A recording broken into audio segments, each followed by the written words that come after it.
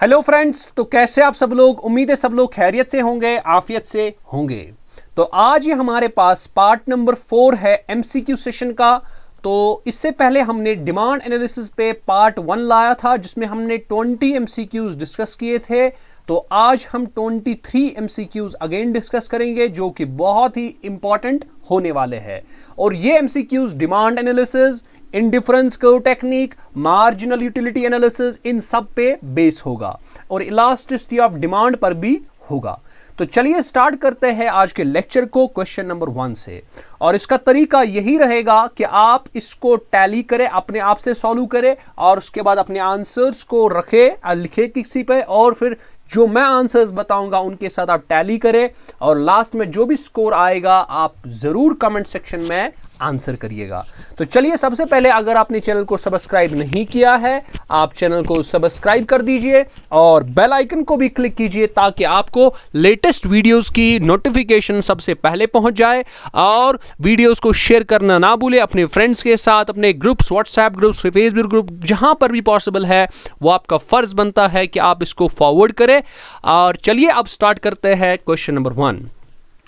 So the question number 1 is in marginal utility theory, जो हमारे पास marginal utility theory थी उसमें marginal utility of money rises, क्या वो rise होता था? Constant? अरे भाई वो तो constant रहता था। marginal utility of money है, money, it is the marginal utility of money, याद रखना है वो हमेशा constant होता था अगर आपको याद है। इन marginal utility theory utility is, उसमें हम यूटिलिटी को क्या मानते थे? कार्डिनल कंसेप्ट मानते थे अगर आपको याद होगा। एज द कंज्यूमर, उसके बाद और एक है as the consumer has more units of a commodity his total utility from the commodity. बता रहा है अगर कंज्यूमर ने कोई कमोडिटी ज्यादा कंज्यूम किए उसकी यूटिलिटी टोटल को क्या हो जाएगी? क्या बोलता है पहला option? Increases less than in proportion reaches a maximum then falls. यही तो सही है कि पहले टोटल यूटिलिटी क्या होती है? पहले टोटल यूटिलिटी ऐसे होती है, पहले वो मैक्सिमम को पहुंचती है, इंक्रीज होती है इंक्रीज, फिर मैक्सिमम को, जब मैक्सिमम को पहुंचता है फिर फॉल हो जाती है। यही तो ग्राफ था। तो इसका मतलब इसका ऑप्शन नंबर पहला ही सही है। जो 3 बाकी ऑप्शन है वो सही नहीं होंगे। क्वेश्चन नंबर 4 आपके स्क्रीन पे, मार्जिनल यूटिलिटी बता रहा है marginal utility of the commodity when no commodity is consume. जब आप कोई भी कमोडिटी कंज्यूम ही नहीं करोगे तो जो मार्जिनल यूटिलिटी होगी वो क्या होगी? क्या वो मैक्सिमम होगी? क्या वो फॉलिंग होगी? क्या वो कांस्टेंट होगी? क्या वो राइजिंग होगी? अब इस पे दिमाग लड़ाओ कि जब आपके पास मार्जिनल यूटिलिटी ऑफ कमोडिटी है कि जब नो कमोडिटी इज कंज्यूम्ड, अभी तक कोई कंज्यूम नहीं हुआ है, तो उस वक्त जो मार्जिनल यूटिलिटी होती है वो मैक्सिमम होती है। ठीक है, उस वक्त मैक्सिमम होती है। क्यों? क्योंकि law of diminishing marginal utility, जितना जितना प्रोडक्ट्स को कंज्यूम करते जाओगे उतना उतना आपकी मार्जिनल यूटिलिटी कम हो जाएगी। इसका मतलब सबसे पहले जब कोई नहीं यूज हुआ होगा तभी मार्जिनल यूटिलिटी ज्यादा होगी। चलते हैं हम नेक्स्ट क्वेश्चन पे। क्वेश्चन नंबर 5 आपके स्क्रीन पे, marginal utility of commodity becomes negative. क्या मार्जिनल यूटिलिटी नेगेटिव बनता है? हाँ, when total utility of the commodity is, जब टोटल यूटिलिटी क्या होता है? राइज होता है कि फॉल होता है? मेरे हिसाब से तो फॉल होना चाहिए। That means the total utility should fall. समझ आ रहा है कि नहीं आ रहा है? उसके बाद question number 6, when marginal utility of the commodity is zero slope of the TU curve is. याद रखना है जब आपके पास मार्जिनल यूटिलिटी जीरो बनेगा तब उस वक्त स्लोप क्या बनता है? याद रखना है तब स्लोप जो होता है वो जीरो बनता है, क्योंकि तब वो इस तरह की लाइन बन जाती है, वो पैरेलल लाइन बन जाएगी टू द एक्स एक्सिस।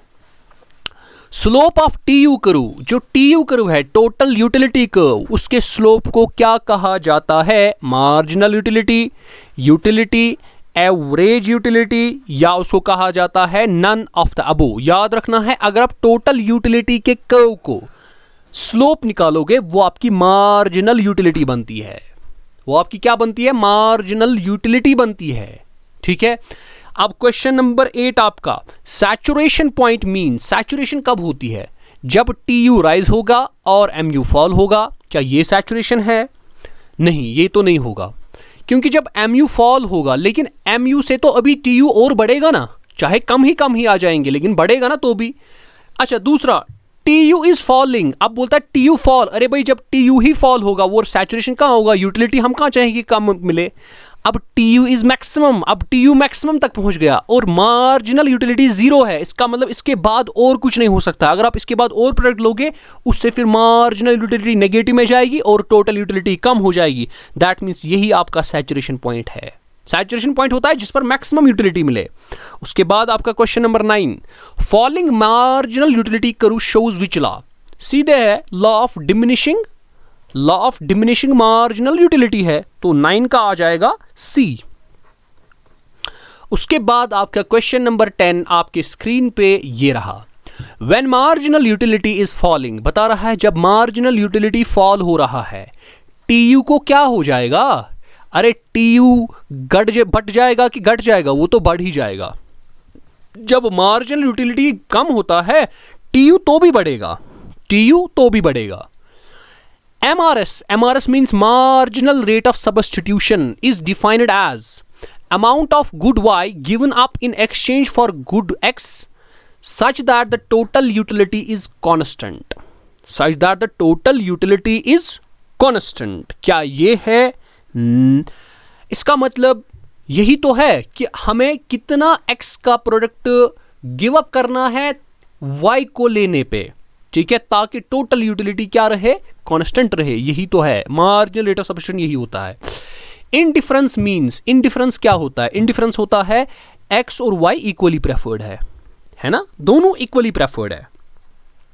उसके बाद MRS is given by, marginal rate of substitution is given by, अभी मैंने बोला delta Y by delta X, तो that means option number C आपका सही आ जाएगा। क्वेश्चन नंबर 14 आपके स्क्रीन पे ये रहा, diminishing marginal rate of substitution means consumer wants to give up. सबसे पहले आपको पता होनी चाहिए MRS किसके बराबर होता है? Delta Y by delta X। अब जब ये कम होता जाएगा, इसका मतलब हो गया डेल्टा X बढ़ेगा, डेल्टा Y कम हो जाएगा, है ना। इसका मतलब ये हो गया कि अब डेल्टा X को के बदले में हम डेल्टा Y, यानी बहुत ज़्यादा हम एक्सचेंज, मतलब हम, आप समझ लीजिए सेक्रीफाइस ज़्यादा करना है, उसके प्लेस पे हम Y को कम लेते हैं, ठीक है।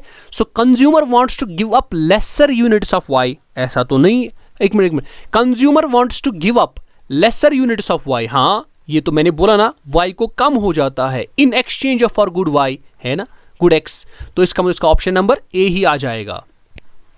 उसके बाद हायर इंडिफरेंस कर्व मींस, मैंने आपको बोला है जितनी जितनी इंडिफरेंस कर्व हायर होगी उतनी उतनी यूटिलिटी बढ़ जाती है। इसका मतलब इसका ऑप्शन आएगा C।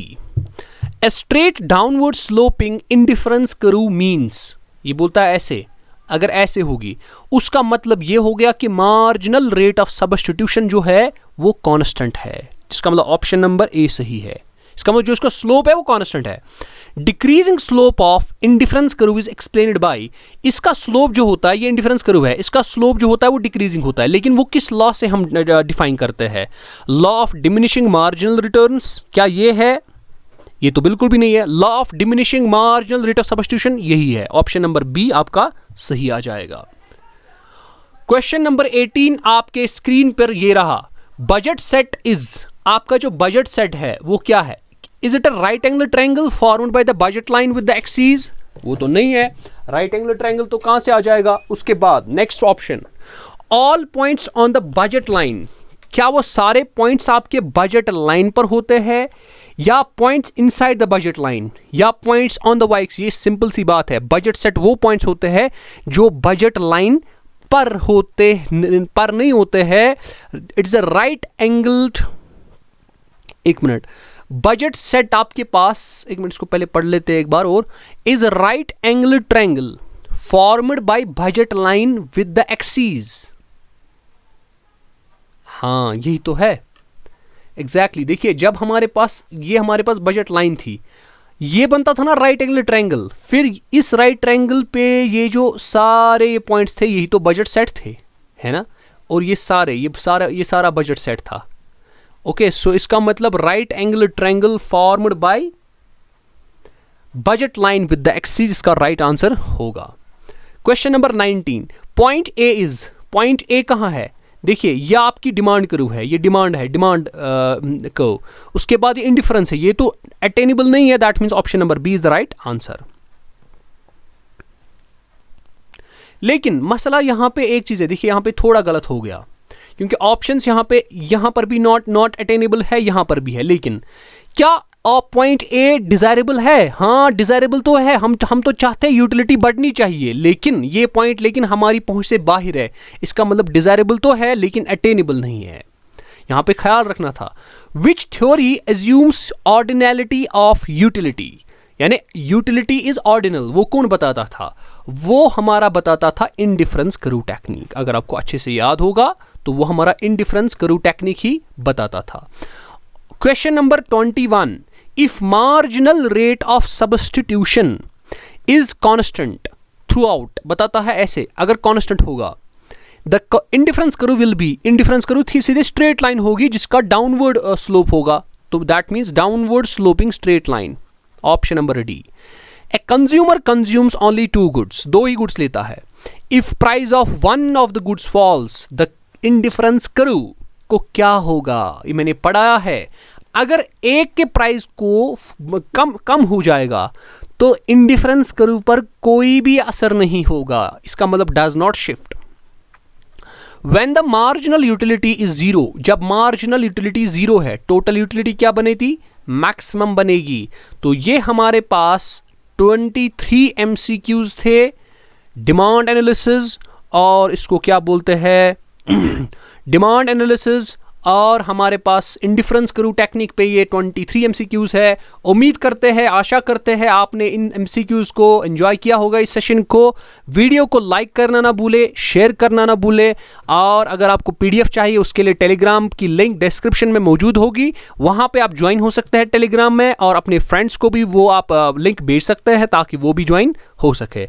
चलिए मिलते हैं अगले सेशन में, तब तक के लिए खुदा हाफिज।